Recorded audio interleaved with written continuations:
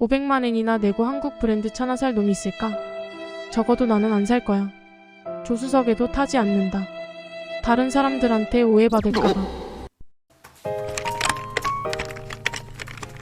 현대가 신차를 내놓았다는 소식에 일본인들의 댓글이 뜨거운데요.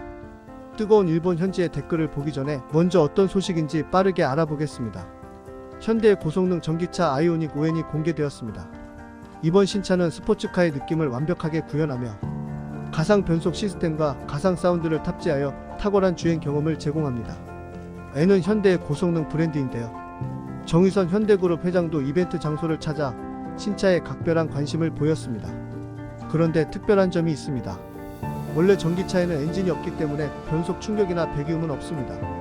그런데 아이오닉 5N은 가속 페달을 밟을 때마다 핸들이나 엑셀에 느껴지는 엔진의 회전 질감은 전기 모터의 속도를 미세 조정하여 충격감을 새롭게 만드는데요. 소리도 실감나게 나도록 바뀌었습니다. 주행 정보를 종합적으로 고려하여 3개의 가상 사운드를 낸다고 하는데요. 가속 페달에서 발을 떼면 팝콘을 연주할 수 있는 엔진 배기음이 나오는 게 대표적인 예입니다. 650마력에 해당하는 최고 출력을 자랑하며 정지에서 시속 100까지 3초대로 도달합니다. 현대차가 기대하는 부분도 큽니다.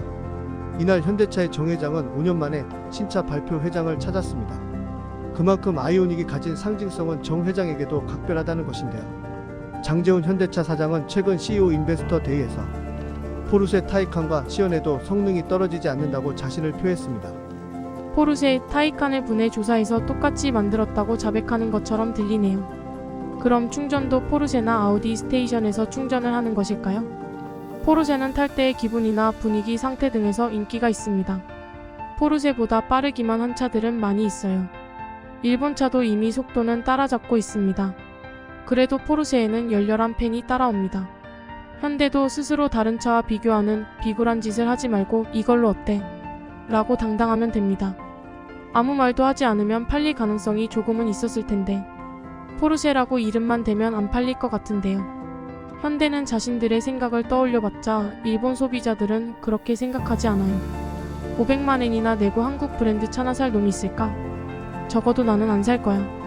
조수석에도 타지 않는다. 다른 사람들한테 오해받을까봐. 코미디 프로의 꽁트 같은 기사네요. 현대인지 뭔지는 모르겠지만 웃음이 나왔습니다. 현대가 만드는 스포츠 모델의 차가 일본의 보통 승용차보다 느린 동영상이 유명하죠. 현대는 일본의 보통 승용차한테도 지는 스포츠 모델밖에 만들 수 없는데 그 속도를 재현해서 무슨 의미가 있죠? 현대가 만든 차가 포르쉐 못지않아? 그럴 리가 없어. 그럴 리가 없잖아. 현대가 포르쉐한테 이길 게 하나도 없잖아. 거짓말하지 마. 과거에도 렉서스를 뛰어넘었다. 라고 했지만 그런 추측성 발언을 다른 자동차 회사의 발언으로 들은 적이 없다. 실적이 따라오지 않는 추측을 누가 믿겠어. 그런 언행을 반복해서는 세상으로부터 신뢰를 받지 못한다고. 생생한 일본의 현지 반응을 알아보았는데요. 현대 자동차를 무시하는 발언들과 한국차는 일본에서 아무도 안 산다는 말이 많네요. 한편 제조강국 일본의 기동 자동차 산업이 흔들리고 있는데요.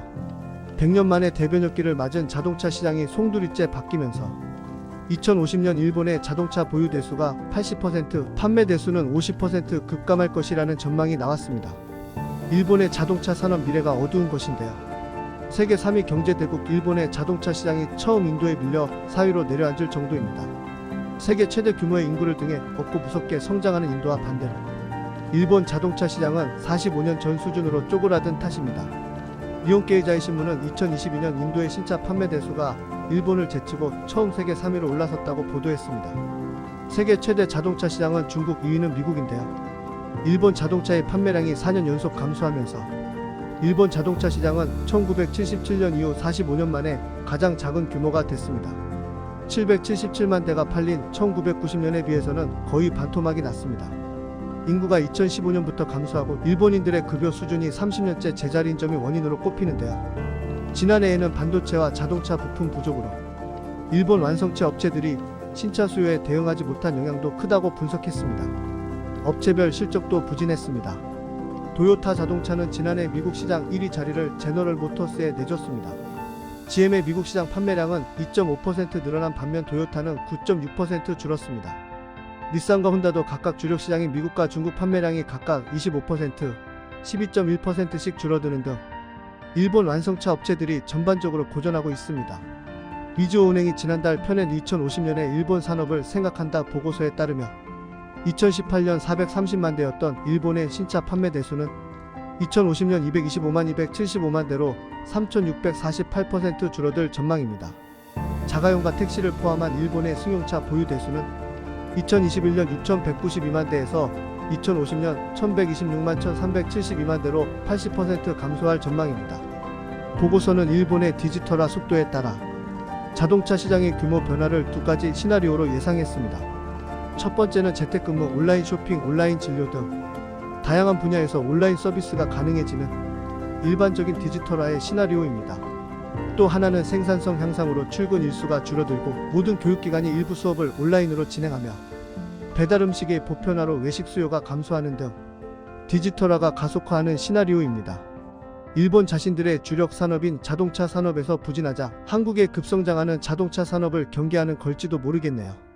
오늘 영상은 여기까지입니다. 구독과 좋아요 부탁드리면서 마치겠습니다.